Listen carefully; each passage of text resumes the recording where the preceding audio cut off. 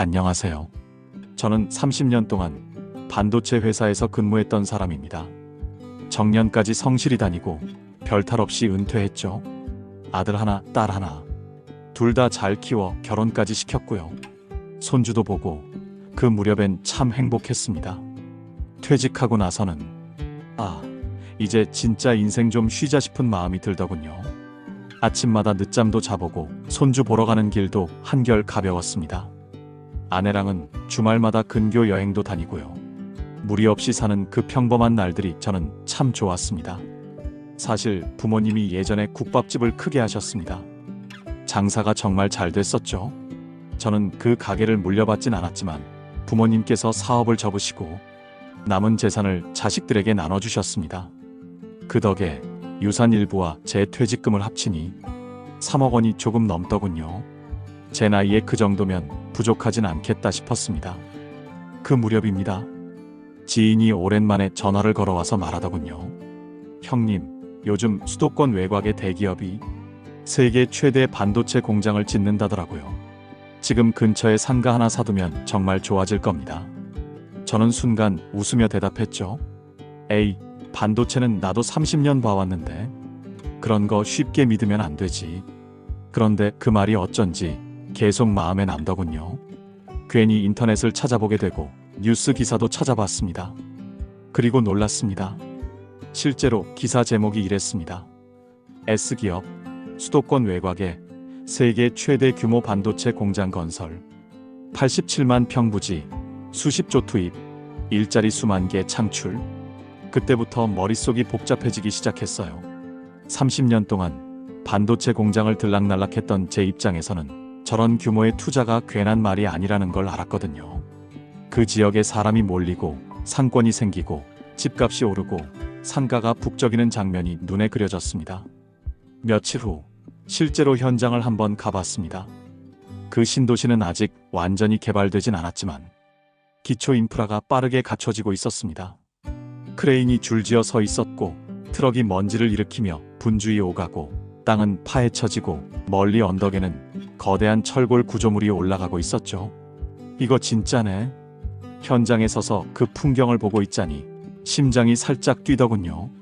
근처엔 벌써 신축 상가 분양 광고가 붙어 있었습니다.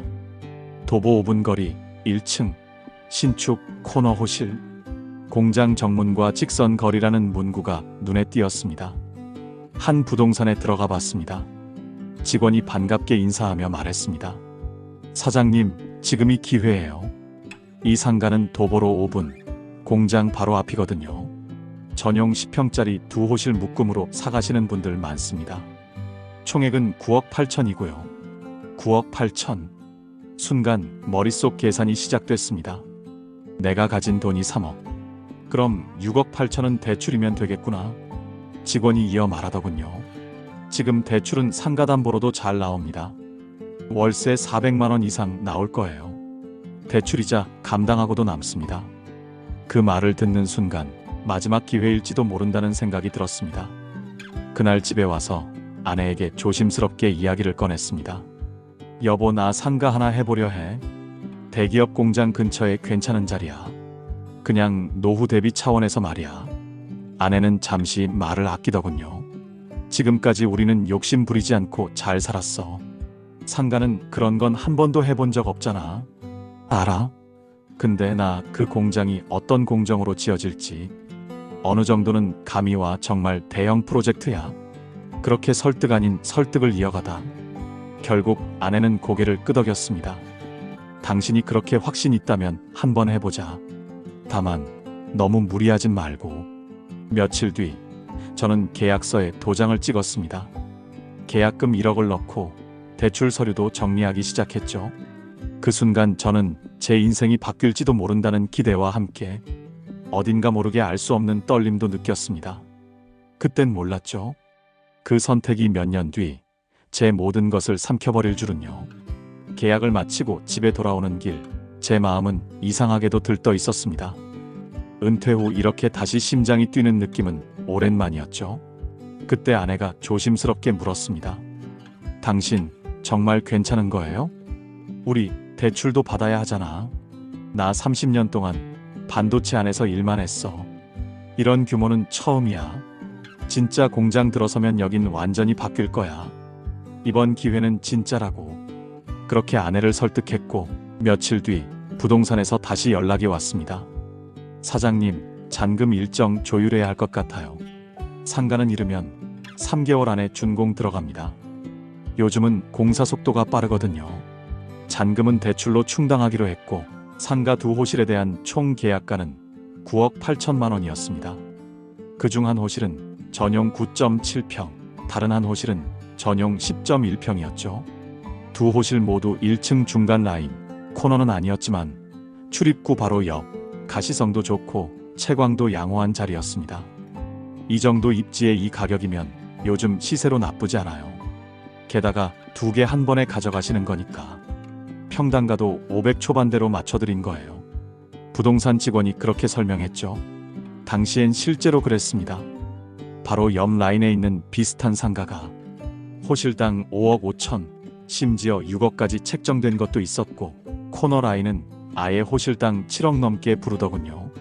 저는 제 자금 3억 원을 넣고 6억 8천만 원을 은행에서 대출받았습니다. 금리는 고정 5.5%, 이자만 해도 월 310만 원 정도 나오는 구조였죠.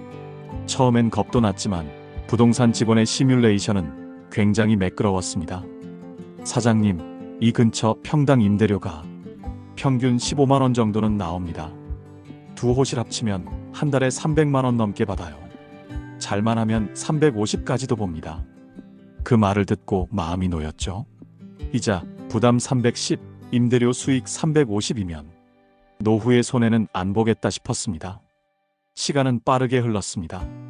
정신을 차리고 다시 생각을 해봤습니다. 은행 이자만 한 달에 310만 원. 그런데 임대 수익은 상가 2개를 합쳐야 겨우 350만 원. 처음엔 그래도 40만 원이라도 남겠지 싶었습니다. 그런데 그 생각 자체가 착각이었어요. 관리비, 재산세, 카드 수수료 같은 자잘한 지출이 매달 쌓였고 결국 남는 건 없었습니다. 오히려 손해였습니다. 게다가 그 350만 원조차도 계약이 되면이라는 전제하의 숫자였습니다. 임대가 나가야 들어오는 돈인데 거기까진 계산을 못했던 거죠. 이자 310, 수익 0. 실제로는 그런 상태였던 겁니다. 무리하게 산 것도 맞고 정보에 휘둘린 것도 사실이지만 그땐 정말 다들 된다고 하니까 믿을 수밖에 없었습니다. 이게 제가 빠졌던 진짜 함정이었습니다. 약속대로 준공은 3개월 만에 완료됐고 드디어 제 이름으로 된 새 상가 2칸이 완성됐습니다. 하얀 외벽, 넓은 유리창, 깔끔한 간판 라인. 호실 안에는 아직 먼지가 날렸지만 확실히 새 건물의 기운이 느껴졌죠. 직접 가서 열쇠를 받아들고 문을 열었습니다.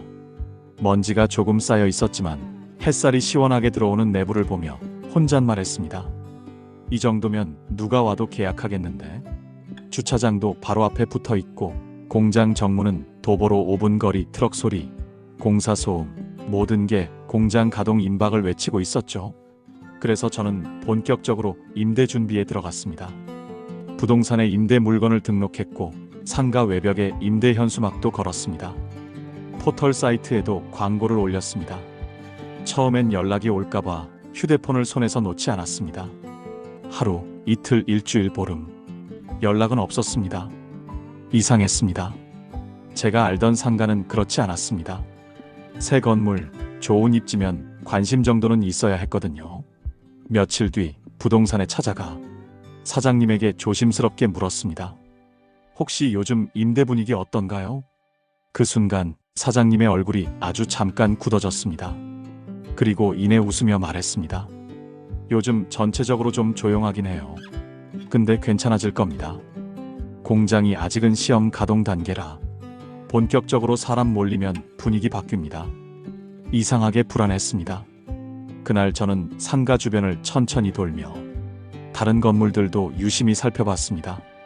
그리고 눈에 들어온 건 수십 개의 임대 현수막이었습니다.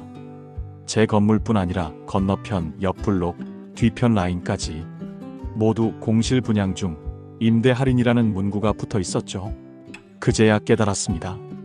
아, 나만 투자한 게 아니구나. 당시 언론에서는 대기업 투자 소식이 연일 나왔습니다. 반도체 클러스터, 최대 수혜 지역, 천문학적 투자. 그 말들이 사람들의 이성을 마비시켰나 봅니다. 저처럼 노후 자금으로 상가 투자한 사람이 한둘이 아니었던 겁니다. 그날 저녁 집에 돌아와 아내에게 솔직하게 말했습니다. 아무도 연락이 없어. 한 통도 없었어. 그렇게 저는 임대료를 조정하기 시작했습니다. 350에서 320으로 290에서 270만 원으로 끝내는 평당 12만 원 선까지 낮췄습니다. 그렇게 두 호실 월 임대료는 총 240만 원 수준으로 내려갔습니다. 하지만 그마저도 연락이 없었습니다. 그제야 실감이 났습니다. 계획이 완전히 틀어졌구나. 이자 310만 원, 임대 수익 0원, 관리비 세금 40만 원, 매달 마이너스 350만 원이 빠져나가고 있었습니다. 그제야 제 가슴 한쪽에서 공포라는 감정이 고개를 들기 시작했습니다. 임대 광고를 내고 한 달이 지나도 연락 한 통 없을 거라고는 솔직히 상상도 못했습니다. 공장 정문까지 도보 5분, 1층 깔끔한 신축 상가, 두 호실 나란히 붙어 있어서 누구든 카페나 식당, 소형 매장으로 쓰기 딱 좋은 구조였죠. 문제는 사람이 없다는 거였습니다. 어느 날 직접 현장에서 반나절을 지켜봤습니다. 상가 앞 벤치에 앉아 지나가는 사람 수를 세어봤죠. 2시간 동안 지나간 사람은 고작 5명. 그마저도 부동산 중개업자와 청소업체 직원뿐이었습니다. 저는 혼잣말을 했습니다. 이렇게 사람이 없는데 누가 임대를 하겠냐? 이걸 마주하니 가슴이 답답해졌습니다. 그래도 아직 공장 가동 안 했잖아. 가동 시작하면 바뀔 거야.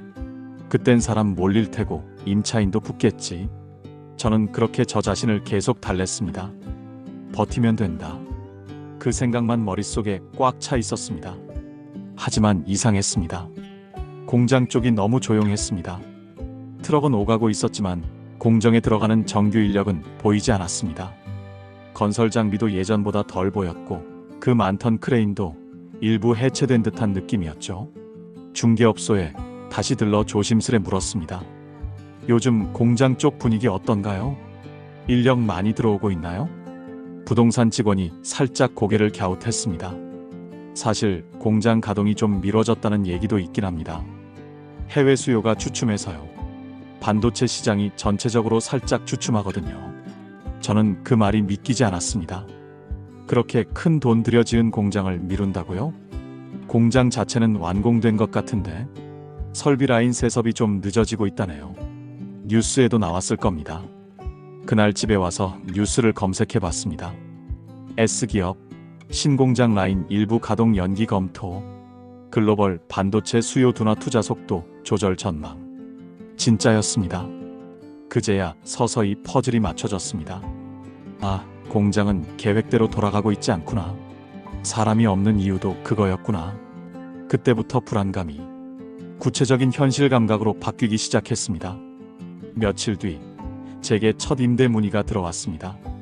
문자를 받고 두근거리는 마음으로 전화를 걸었습니다. 안녕하세요. 상가 보셨다고 해서요. 상대는 조용히 말했습니다. 예.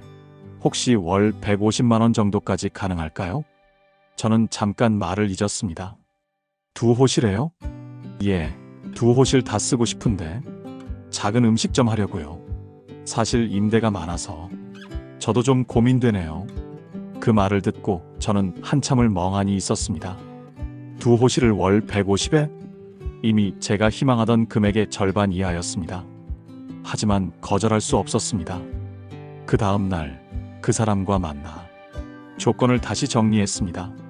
전용 20평 두 호실, 월 170만 원의 임대, 보증금은 1,000만 원. 임대차 계약서를 쓰고 집에 돌아와 아내에게 말했습니다. 드디어 한 명 들어왔어. 정말요? 얼마예요? 170. 그걸로 괜찮아요? 괜찮진 않아. 근데 더 기다리면 아무도 안 올 것 같아서. 그 순간 아내는 말없이 고개를 끄덕였습니다. 우리 둘 다 알고 있었습니다. 이건 기쁨이 아니라 버티기 위한 선택이라는 걸요. 하지만 그 임차인도 오래 못 갔습니다. 한 달, 두 달, 3개월째 되던 날 전화가 왔습니다. 사장님 정말 죄송한데요. 제가 이번 달까지만 하겠습니다. 무슨 일이세요? 하루 매출이 10만 원도 안 돼요. 아예 손님이 없어요. 직원도 없고 그냥 혼자 했는데도 적자가 나요. 결국 그 사람은 조용히 짐을 쌌습니다. 간판도 달지 못한 채 허전한 내부만 남긴 채 떠났죠. 그때부터 저는 완전히 공실 상태로 돌아왔습니다. 가장 무서운 건 그 다음 달 통장 잔액이 갑자기 절반으로 줄어든 걸 봤을 때였습니다. 버티면 될 줄 알았습니다. 공장은 가동될 줄 알았고 사람은 들어올 줄 알았고 상가는 채워질 줄 알았습니다. 하지만 아무것도 제 생각대로 되지 않았습니다. 이거 어디까지 무너질까? 식당을 하겠다며 들어왔던 그 임차인이 떠나고 난 뒤 상가 2칸은 다시 텅 빈 상태로 돌아왔습니다. 간판은 한 번도 달지 못했고 안에 있던 의자, 테이블 몇 개만 한쪽 구석에 덜렁 남겨졌죠. 상가 유리문 앞에는 먼지가 쌓이고 있었고 비 오는 날엔 바닥에 물자국이 그대로 남았습니다. 그 자리에 서서 밖을 한참 내다봤습니다. 정면에는 여전히 공장 정문이 보였습니다. 문은 굳게 닫혀 있었고 사람 그림자는 거의 없었습니다. 간혹 보이는 차량은 대부분 택배나 협력업체 물류 차량이었죠. 공장은 지어졌는데 왜 이렇게 조용하지? 그날 집에 돌아와 기억이 났습니다. 처음 중개업소에서 들었던 말. 공장 생기면 사람 엄청 몰립니다. 특히 식당, 커피숍, 편의점 경쟁도 치열해질 거예요. 그 말을 그렇게 믿었죠. 하지만 현실은 그 반대였습니다. 임차인을 구하는 건 점점 더 어려워졌고 그걸 기다리는 시간은 점점 더 무서워졌습니다. 공실로 2달, 3달이 지나자 통장 잔고가 눈에 띄게 줄었습니다. 퇴직금 중 남아있던 금액, 부모님 유산 일부 목돈으로 묶어두었던 예적금 하나씩 깨기 시작했습니다. 처음엔 당장 급하니까라는 이유였고 그 다음엔 다시 채우면 되니까라는 위로였지만 어느 순간부터는 변명이 아니게 되었습니다. 고정 지출은 변하지 않았습니다. 대출 이자 310만원, 관리비, 세금 등 약 60만원, 매달 370만원이 나갔습니다. 들어오는 돈 0원. 심지어 임차인과 계약했던 보증금 1000만원도 전액 돌려주어야 했죠. 어느 날은 아내가 조심스럽게 물었습니다. 그 대출은 계속 이자만 내는 거예요? 응. 원금은 지금 갚을 수 없어. 아직 거치 기간이니까. 거치 기간 지나면? 그 물음에 저는 대답하지 못했습니다. 그 시기쯤부터 잠을 잘 수 없었습니다.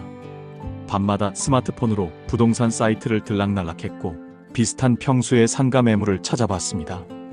그러다 경악스러운 사실을 발견했습니다. 바로 옆 건물, 저와 거의 같은 구조의 상가 한 칸이 매물로 나왔는데 가격이 호실당 2억 8천이었습니다.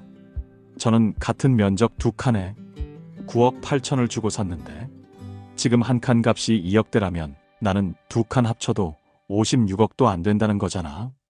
그 순간 식은땀이 흘렀습니다. 이건 그냥 가격이 떨어진 게 아니라 시장이 무너진 거야. 그리고 며칠 뒤 더 충격적인 소식을 들었습니다.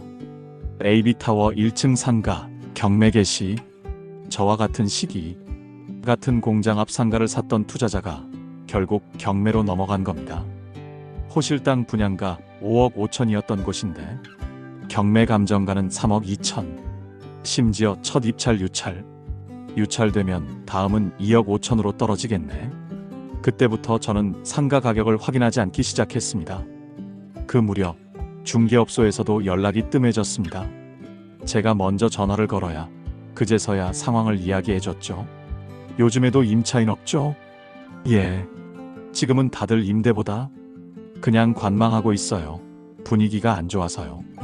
혹시 매물 내놓으면 팔릴까요? 지금은 사려는 사람 없습니다.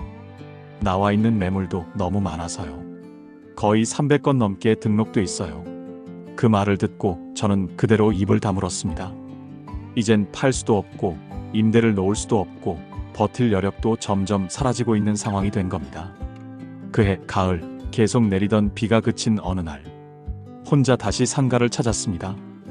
유리창에 비친 제 모습은 한층 더 초라해져 있었고 눈 밑엔 짙은 그림자가 드리워져 있었죠. 상가 문을 열자 먼지 냄새와 싸늘한 공기, 그리고 내가 정말 이걸 왜 샀을까라는 생각이 그 안에서 밀려나오는 듯 했습니다. 그날 밤 아내에게 처음으로 이런 말을 했습니다. 우리 이건 잘못된 선택이었나 봐. 그 말을 하고 나니 눈물이 났습니다. 그날 상가에서 돌아오는 길이 유난히 길게 느껴졌습니다. 버스에 앉아 창밖을 바라보다가 문득 이런 생각이 들더군요. 나는 지금 어디로 가고 있는 걸까? 이 상가를 계약할 때만 해도 어느 방향으로든 길이 있을 줄 알았습니다. 임대가 안 되면 팔면 되겠지. 팔리지 않으면 좀 더 기다리면 되겠지. 그 모든 가정이 희망을 전제로 한 생각이었죠. 하지만 지금은 어디를 둘러봐도 출구가 보이지 않았습니다. 집에 도착했을 땐 아내가 밥상을 차려두고 기다리고 있었습니다. 된장국, 멸치볶음, 오이무침, 소박하지만 따뜻한 밥상이었죠. 그 앞에 앉는데 젓가락이 손에 잡히질 않았습니다. 아내가 말했습니다. 밥 식겠어요. 어서 먹어요.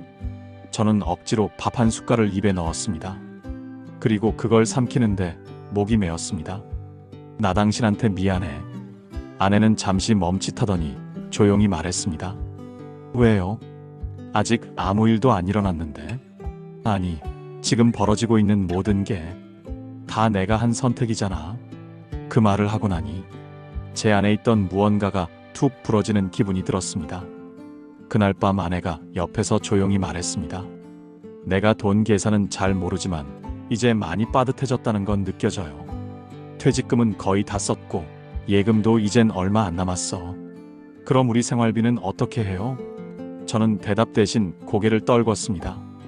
어쩌면 그 말 한마디가 그 어떤 폭언보다 더 아프게 박혔는지도 모르겠습니다. 며칠 뒤 저는 은행에 다녀왔습니다. 원리금 상환 유예를 알아보러 갔던 거였죠. 창구 직원이 조심스럽게 물었습니다. 고객님, 혹시 연체 이력이 있으신가요? 아직은 없습니다. 근데 그게 시간 문제일 것 같아서요. 직원은 안타까운 표정으로 서류를 건넸습니다. 그 안엔 제가 빌린 대출 내역과 향후 6개월 뒤 시작될 원리금 상환 일정이 있었죠. 310만 원이던 이자는 거치 기간이 끝나면 월 480만 원으로 올라갈 예정이었습니다. 480이라니. 제가 중얼이듯 말하자 직원이 말했습니다. 지금이라도 채무조정 상담을 받아보시는 게 좋습니다. 조건에 따라 상환 방식 조정이 가능할 수도 있고요. 돌아오는 길 은행 앞 벤치에 앉아 한참을 있었습니다. 머릿속은 복잡했지만 결국 떠오르는 건 하나뿐이었습니다. 우린 이사해야겠다. 그날 저녁 아내에게 말했습니다. 우리 집 정리하자. 정리라니요? 이자도 관리비도 감당 안 될 것 같아. 상가 문제 때문에 이제 집까지 유지하는 건 무리야.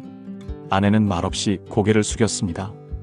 그 조용한 반응이 어쩌면 그래요라는 말보다 더 큰 동의처럼 느껴졌습니다. 며칠 후 저는 부동산에 가서 현재 살고 있던 아파트를 매물로 내놓았습니다. 30년 가까이 살던 집, 아이들 키우고 명절마다 북적이던 거실, 가족 사진이 걸려있던 벽, 그 모든 게 값으로 계산되기 시작했습니다. 그리고 그 소식은 자식들에게도 알려야 했습니다. 먼저는 딸에게 말했죠.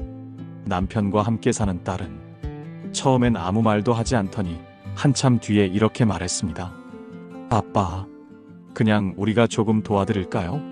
아니다. 그럴 필요 없어. 너희 사는 것도 빠듯하잖아. 그 순간 딸아이 눈가가 붉어졌습니다.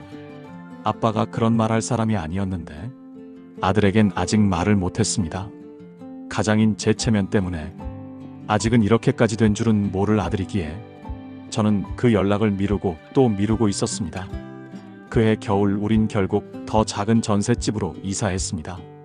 짐을 줄이고 가전제품도 중고로 내놓고 낡은 이불을 다시 꺼내고 아내는 그래도 웃으며 말했습니다. 이 집은 좀 따뜻하네. 햇빛 잘 들어서 좋아요. 그 말을 들으며 마음 한쪽이 아려왔습니다. 말은 줄었고 침묵은 길어졌고 내 안에서 죄책감은 더 커져갔습니다. 상가? 그땐 이미 생각하지 않게 됐습니다. 생각하면 아프니까요. 이사 온 전셋집은 예전보다 좁고 오래된 곳이었지만 햇빛이 잘 들었습니다. 아내 말대로 낮엔 보일러 없이도 방 안이 따뜻했죠. 하지만 이상하게도 그 밝은 햇살이 그날따라 너무 잔인하게 느껴졌습니다. 창문 틈 사이로 햇빛이 비추는 바닥. 그 위에 은행에서 온 등기봉투가 놓여 있었습니다. 노란 스티커, 굵은 글씨, 대출 이자 연체 안내. 손이 떨렸습니다. 드디어 왔구나. 그전까지는 간신히 버텼습니다. 이자만 갚는 구조였고 생활비는 줄이고 또 줄였으며 아내는 마트 야간 정리 아르바이트까지 시작했죠. 저는 새벽에 나가 학교 앞 쓰레기 정리 아르바이트도 해봤습니다. 자식들에겐 말하지 않았습니다. 운동 삼아 일하는 거야. 그렇게 둘러댔죠. 하지만 이자 납부일이 다가올 때마다 통장을 열어보는 게 공포가 되기 시작했습니다. 그달은 정말 감당이 안 됐습니다. 잔액은 190만 원, 이자는 310만 원, 예금은 다 깨졌고 카드론으로 버티다 보니 이제는 카드 결제일도 겹쳐지고 있었죠. 이달은 조금 늦게 내자. 그게 첫 번째 연체의 시작이었습니다. 이자 납부일로부터 8일째 되던 날, 은행에서 전화가 왔습니다. 고객님, AB은행입니다. 대출 연체가 발생해서 연락드렸습니다. 이번 달은 사정이 좀 있어서 다음 달 초에는 꼭 납부하겠습니다. 죄송하지만 연체 30일이 초과되면 신용도 하락 및 채권 회수 절차가 진행됩니다. 그 말이 너무 무섭게 들렸습니다. 채권 회수, 그 단어가 내가 평생 멀리 있다고 믿었던 세계의 말처럼 느껴졌죠. 그날 밤 잠을 잘 수 없었습니다. 한번 눈을 감으면 그 봉투가, 그 목소리가, 그 단어들이 다시 떠올랐습니다. 채권 회수, 신용도 하락, 압류. 며칠 뒤 또 다른 등기 우편이 도착했습니다. 이번엔 지방세 체납 통지서였습니다. 상가 보유로 인해 부과된 세금이 생각보다 많았고 연납 신청을 하지 않은 상태에서 한 번에 몰아나온 금액이 58만 원. 생활비가 빠듯하던 상황이라 그것도 내지 못했습니다. 이후부터 문자와 우편이 끊이지 않았습니다. 카드사 결제 예정일 D-3, 잔액 부족 시 연체 발생, 구청 지방세 체납으로 가산금이 부과됩니다. 은행 현재 연체 21일 경과, 조치 바랍니다. 공과금 자동이체 실패 문자, 하루에도 10건 넘는 메시지와 23통의 전화, 스팸도 아닌 진짜 빚쟁이 세상이 이제 내 현실이 되어가고 있었습니다. 아내는 조심스럽게 물었습니다. 어디서 계속 전화 오는 것 같던데 혹시 카드 회사예요? 저는 고개를 끄덕였습니다. 그제야 아내가 조용히 안방으로 들어가 서랍을 뒤적이더니 현금 봉투 하나를 꺼내왔습니다. 이거 얼마 안 되지만 비상금이었어요. 그때 부모님 돌아가셨을 때 조금 남겨둔 거. 그 봉투엔 10만 원짜리 지폐가 10장 들어 있었습니다. 그걸 왜 이제야 꺼냈어? 당신이 너무 힘들어 보여서요. 그냥 이건 내가 나중에 쓸 일이 있을 때 쓰려고 남겨둔 건데 지금이 그때인 것 같아서요. 그 말을 듣고 나는 아무 말도 하지 못했습니다. 그날 밤 저는 소파에 앉아 지갑을 열어봤습니다. 지갑 안엔 쭈글쭈글해진 영수증 몇 장과 500원짜리 동전 2개가 들어있었습니다. 그리고 그 옆에 상가 등기권리증 4번. 지갑 속에 항상 넣어두고 다녔던 그것은 이젠 아무 의미 없는 종이 조각처럼 느껴졌습니다. 그때 문득 이런 생각이 들었습니다. 사람이 망하는 건 한 번에 무너지기 때문이 아니라 조금씩 포기하다가 끝을 놓치는 거구나. 그리고 그 조금씩 포기하는 과정이 지금 내가 살고 있는 매일이라는 걸 깨달았습니다. 12월의 어느 흐린 날이었습니다. 우체함에 꽂힌 두툼한 등기우편 하나. 지방법원 등기국 처음 보는 발신처였지만 직감적으로 알 수 있었습니다. 드디어 왔구나. 손끝이 떨렸습니다. 비닐을 벗기고 봉투를 열고 서류 첫 장을 넘겼을 때 굵은 글씨가 눈에 들어왔습니다. 경매 개시 결정 통지서, 상가 2호실. 저의 이름이 적힌 등기부 등본 아래 빨간 도장이 찍혀 있었습니다. 귀하의 채무불이행으로 인해 채권자 AB은행의 청구에 따라 부동산 경매가 개시되었음을 통지합니다. 그 한 줄이 모든 걸 무너뜨렸습니다. 이미 몇 달간 연체 중이었고 이자만 수백만 원 밀려 있었으며 지방세, 관리비도 체납된 상태였습니다. 그동안 버티면서 어떻게든 정리하겠지 했던 건 사실 전부 핑계였습니다. 그 순간 인정할 수밖에 없었습니다. 나는 지금 내 이름으로 된 재산을 뺏기는 중이다. 그날은 아무 일도 하지 못했습니다. 손에 들린 통지서를 바라보며 아무 말 없이 하루를 흘려보냈습니다. 아내도 조심스럽게 눈치를 보더군요. 저녁 밥상을 차려놨지만 저는 젓가락을 들지 못했습니다. 당신 무슨 일이 있었어요?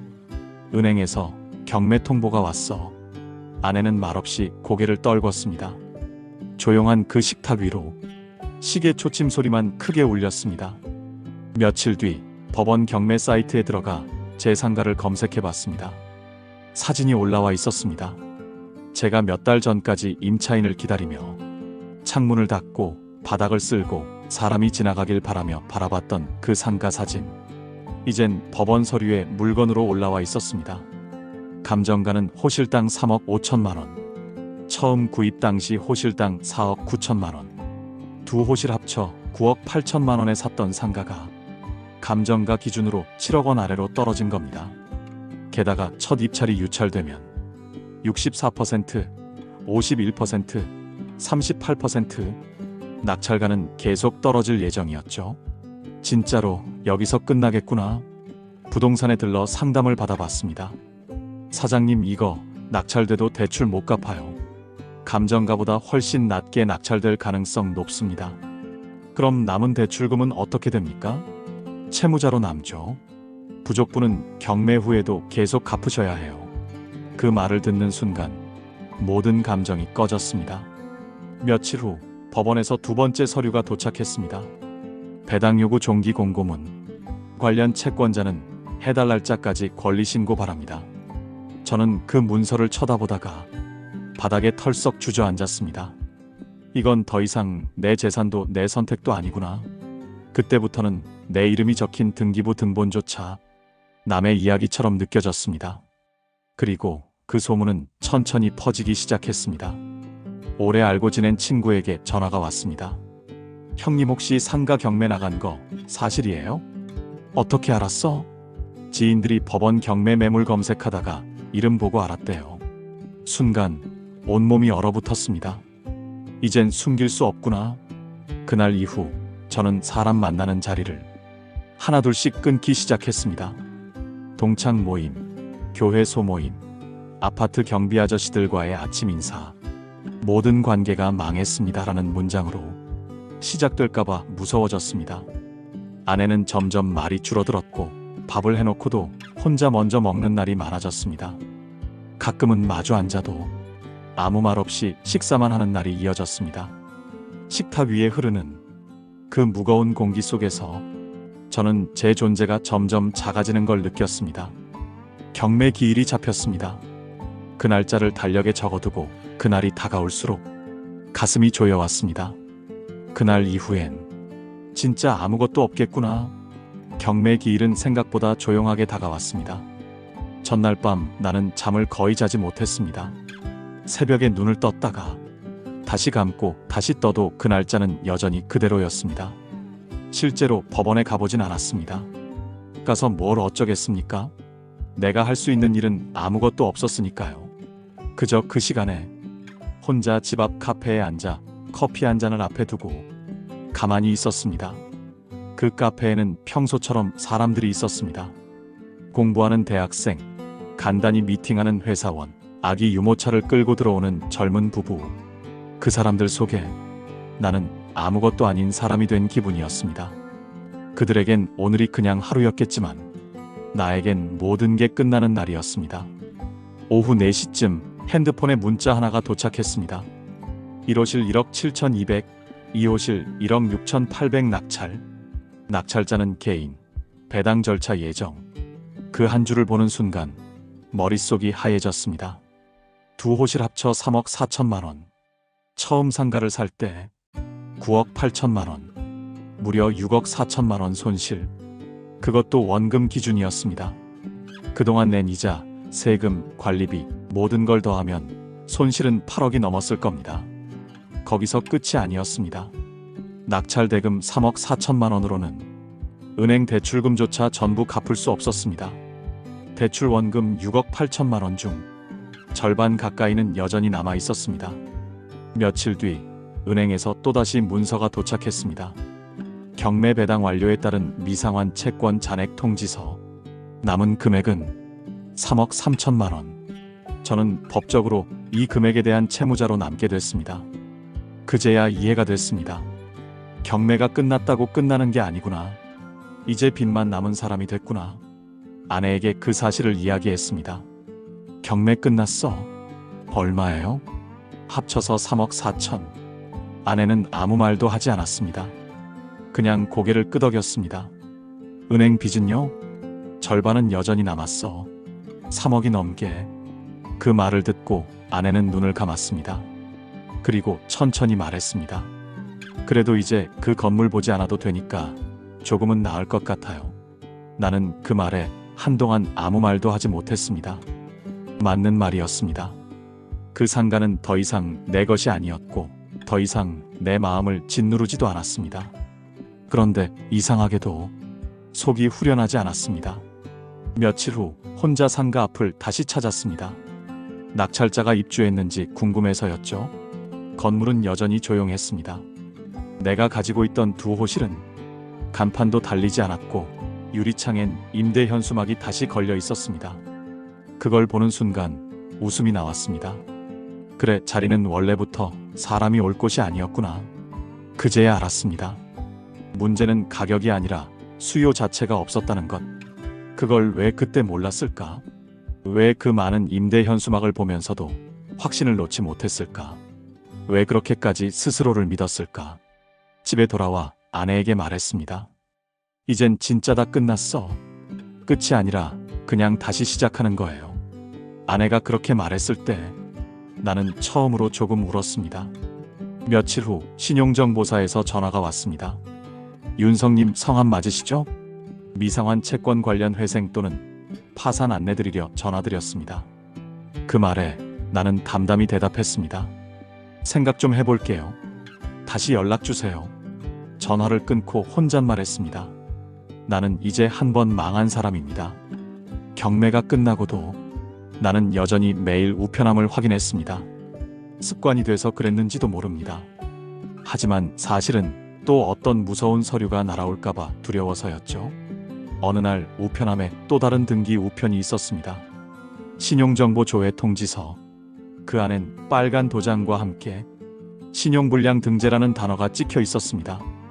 그때 처음으로 신용불량자가 되었습니다. 평생 그 단어는 뉴스에서, 드라마에서 남의 이야기였습니다. 하지만 이제 통장엔 출금이 정지되었고 카드 결제는 거절당했으며 자동이체는 전부 실패 문자가 왔고 휴대폰 요금조차 편의점에서 현금으로 납부해야 했습니다. 가장 힘들었던 건 가족의 시선이었습니다. 자식들에게는 그 사실을 숨기고 싶었습니다. 하지만 그럴 수가 없었습니다. 큰딸이 말했습니다. 아빠 왜 카드 안 돼요? 지난번에도 아빠 카드가 한도가 좀 줄어들었나 보다. 그 거짓말을 하면서 가슴 한쪽이 타들어갔습니다. 며칠 뒤 압류 통지서가 도착했습니다. 은행 계좌 중 하나가 가압류 대상이 된 겁니다. 잔액은 고작 12만 원. 하지만 그 통지서 한 장이 사람을 무너뜨리기엔 충분했습니다. 아내가 물었습니다. 이제 우린 뭘로 살아야 해요? 그 물음에 나는 대답하지 못했습니다. 그 무렵 아내의 손이 점점 떨리는 걸 보게 됐습니다. 밥을 하면서, 설거지를 하면서, 컵을 들면서. 말은 하지 않았지만 알 수 있었습니다. 아내가 무너지고 있구나. 그 무렵 처음으로 파산 신청이라는 단어를 검색해 봤습니다. 개인회생, 면책, 신용회복, 법원 접수 절차. 그런 것들을 새벽 2시 휴대폰 불빛 아래에서 혼자 검색하고 또 검색했습니다. 블로그 후기를 찾아보고 유튜브 상담 영상을 보다가 갑자기 울컥한 날도 있었습니다. 이런 게 진짜 인생 바닥이구나. 어느 날 밤 아내가 조심스럽게 말했습니다. 우리 애들한테도 얘기하자. 그냥 있는 그대로. 아직은 안 돼. 계속 숨긴다고 나아지는 것도 없잖아요. 그 말에 한참을 침묵했습니다. 그리고 결국 조금씩 털어놓기로 했습니다. 가족들 앞에서 처음으로 아빠가 망했다는 말을 꺼냈습니다. 울지 않으려고 했지만 말이 나오자마자 눈물이 먼저 나왔습니다. 자식들도 말없이 듣고 있었습니다. 우리 다 알고 있었어요, 아빠. 그 말에 나는 무너졌습니다. 아빠가 신용불량자라는 걸 이미 알고 있었다는 사실에 더 부끄러웠습니다. 파산과 회생, 두 가지 갈림길 앞에서 나는 하루에도 수십 번씩 화면을 들여다봤습니다. 파산은 모든 걸 내려놓는 선택, 회생은 꾸역꾸역 갚아나가는 길. 어느 쪽이든 과거의 나는 다시 돌아오지 않았습니다. 법무사 상담을 받았습니다. 회생은요, 연금 소득이 있어야 해요. 최소한 월 100만 원 이상 잡혀야 인가가 날 수 있습니다. 그럼 지금 제가 무직이면 안 되는 거군요. 예. 나이도 있고 실현 가능한 상환 계획을 법원이 요구합니다. 나는 고개를 끄덕였습니다. 하지만 속으로는 막막했습니다. 그럼 지금부터라도 일자리를 찾아야겠네요. 그날 이후 저는 생애 처음으로 시니어 일자리 포털을 검색했습니다. 60세 이상 채용 노인 일자리, 공공근로 참여자 모집. 그동안 단 한 번도 찾아보지 않았던 사이트들이 이젠 내 현실이었습니다. 처음 지원한 곳은 지역 커뮤니티 센터 환경미화 보조. 주 3일 하루 4시간. 월급은 48만 원. 지원자는 50명. 모집 인원은 6명. 면접날 비슷한 나이대의 사람들이 줄지어 앉아 있었습니다. 누구도 눈을 마주치지 않았고 말도 없었습니다. 면접관은 이렇게 물었습니다. 건강은 괜찮으세요? 허리 아프신 건 없죠? 기초생활 수급자신가요? 나는 아무 대답도 당당히 할 수 없었습니다. 결국 불합격. 며칠 뒤 아내가 조심스럽게 말했습니다. 당신이 그럴 사람이 아닌 건 아는데 조금만 자존심 내려놓고 살자. 나는 고개를 끄덕였습니다. 정말 내려놔야 하는 시기였습니다. 두 번째로 지원한 곳은 전단지 배포 아르바이트. 자전거를 타고 단지 앞에 전단지를 꽂는 일이었습니다. 업체 대표가 이렇게 말했습니다. 나이 좀 있으시네요? 전에는 20대가 했던 자리인데. 나는 웃으며 말했습니다. 운동 삼아 하려고요. 하루 일당은 35,000원. 교통비 별도 없음. 시간은 6시간. 첫날 손끝이 얼어붙을 만큼 찬 바람이 불었지만 나는 묵묵히 돌아다녔습니다. 집에 돌아온 날 다리가 저려서 계단을 오르지 못했습니다. 아내가 나와서 가방을 대신 들어주었습니다. 어느 날 전단지를 배포하다 아파트 주민의 항의를 받았습니다. 여기다 꽂지 마세요. 관리소에 신고합니다. 나는 죄송하다고 말하고 뒷걸음질 쳤습니다. 한참을 벽에 기대 있다가 다시 움직였습니다. 그 순간 느꼈습니다. 이제 나는 아무에게도 미움받고 싶지 않은 그런 사람이다. 며칠 뒤 지역 주민센터 공공근로에 운 좋게 합격했습니다. 근무 조건은 주 5일 하루 4시간. 월급 68만 원. 고정소득이 생겼다는 게 믿기지 않았습니다. 아내는 말했습니다. 잘 됐어요. 이제 조금 숨통 트이겠어요. 나는 고개를 끄덕였지만 속으론 생각했습니다. 이 월급으로 대출 이자도 안 되는데. 아침 7시에 일어나 출근 준비를 하며 거울을 봤습니다. 초췌하고 늙은 얼굴. 하지만 그 속엔 조금의 생기가 다시 돌아오고 있었습니다. 아직 끝난 건 아니다. 출근길에 지하철을 탔습니다. 복지관 유니폼을 입고 서 있는 내 모습이 지하철 창문에 비쳤습니다. 누군가 나를 알아볼까봐 고개를 숙였지만 이내 고개를 들었습니다. 이건 부끄러운 게 아니야. 나는 지금 살아남는 중이니까. 겨울이 끝나갈 무렵 나는 조용히 개인회생을 신청했습니다. 법원 면담까지 몇 주가 걸렸지만 서류는 무사히 접수되었고 간신히 인가 결정도 받게 되었죠. 은행, 신용정보사, 카드사, 모든 채권자가 포함된 목록을 바라보며 나는 조용히 중얼거렸습니다. 이게 두 번째 인생의 시작이겠구나. 회생 인가를 받고도 여전히 공공근로를 했습니다. 한 달에 68만 원. 거기서 40만 원을 내고 나면 28만 원 남았습니다. 회생을 신청하면서 법원에서 가장 많이 들었던 말이 있습니다.